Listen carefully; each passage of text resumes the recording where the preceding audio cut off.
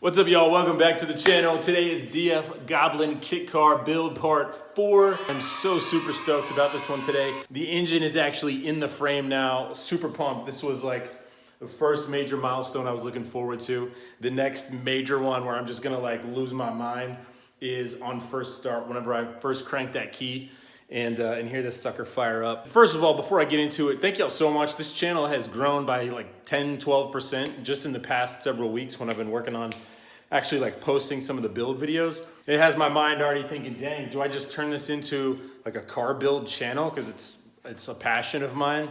And apparently a lot of people like it. Trying to bring value, trying to bring good content that people want to see.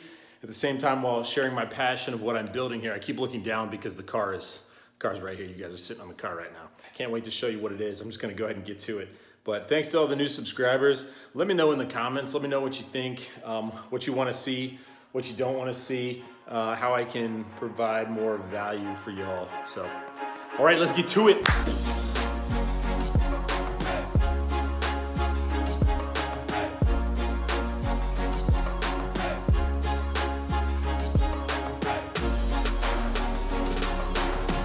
All right, now at this point, I've just got to bolt the frame to the engine.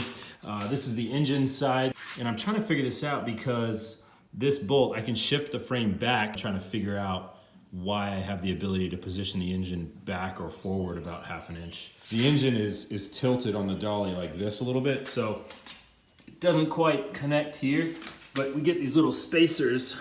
These are just sitting here on top of the holes. But we get these little spacers here, so that way this is all flush, even with the mount here. This is the transmission side mount, obviously. If you remember the video where I talked about, this shifting the gears, etc. All right, so the plan is bolt that side, push this side down, bolt it in, and then use the jack to jack the frame up and make it even, and put it on some jack stands. That's the plan, man. Oh, and the bolts that we're using, the M10 bolts, these guys come out of the seats. So these are the seats from the donor car. If you just look, if you look under here, right there, these are the bolts that just came out of there that bolted them to the frame. And we're reusing them to hold the engine. All right, for these M10 bolts, we're gonna use a 15mm, and we have to torque it to 37 foot-pounds. For those of y'all that have never seen a torque wrench, this is how it works. You lock and unlock the ability to twist the handle.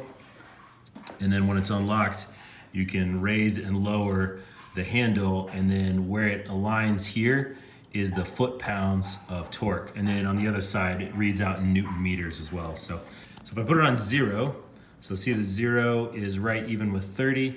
If I wanted to do 32 foot-pounds of torque, I just roll that to 31, 31 and a half, 32, right? So but this needs to be 37. So that's 35, 36, 37 foot-pounds of torque. And then you just turn this, it's gonna take me a second, but you just turn this until it clicks, and then you're at 37 foot-pounds. Okay, so I ended up deciding to go all the way forward on the bolts here, so that way the engine was as far forward as it could because of the turbo plumbing right here.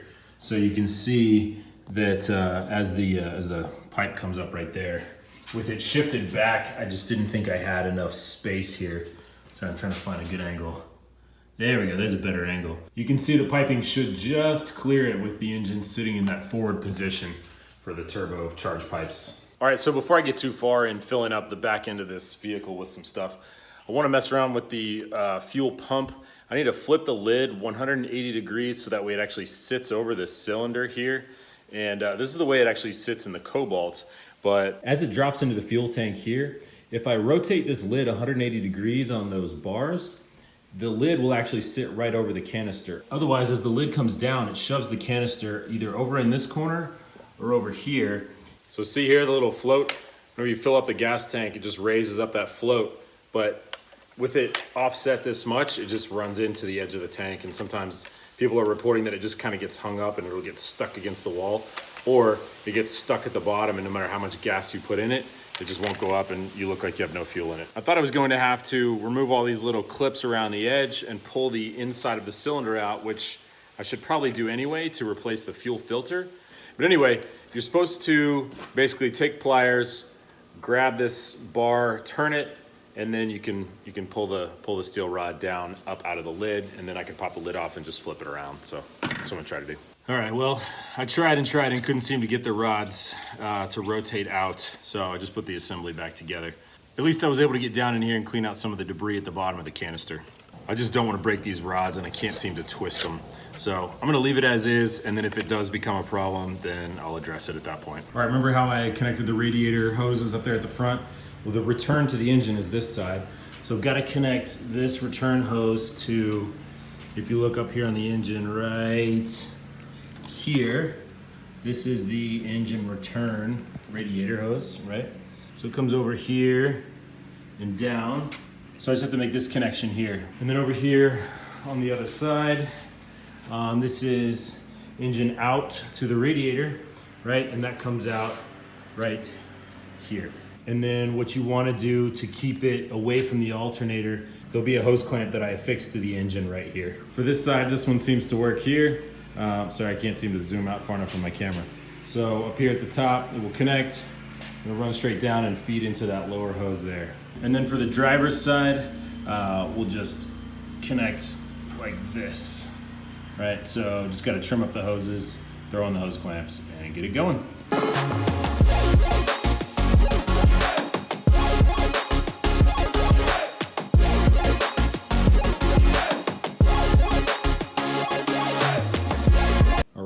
Rear radiator hosing is done. Next up was dropping in the coolant tank. So that was easy, just clips on right here. Then you connect it to the frame with one of the 10mm bolts that came with the donor car. I need to pick up a 1-inch heater hose to connect from here to here. Then the overflow hose that runs right here. It was about an extra, probably, I don't know, 6 to 10 inches too long. So I just cut it there and connected it to the tank. Fuel pump is installed. Now the trick here is there's a rubber seal around here at the bottom. Now you don't want to jam that all the way down. So what you do is find yourself a drill bit that's 1/4 inch, and then you slide that under there and tighten it down all the way around to where it's flush. So I'm gonna get that done now.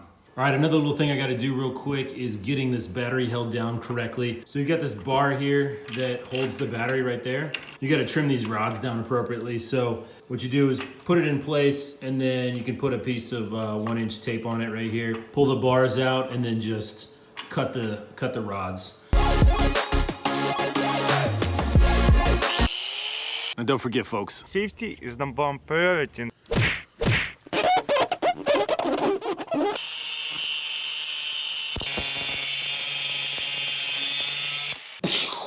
Now remember, it is a battery, so don't tighten this stuff down too much. You don't want a lot of force on a battery like that. Next up is getting the subframe bolted up underneath the car, but I hadn't painted it yet, so I swung by and got some matte black finish. So I need to go ahead and get that rattle can going, and then we'll get it hooked up. It'll be bolted right here at the edges, and then to the edge of the frame right there.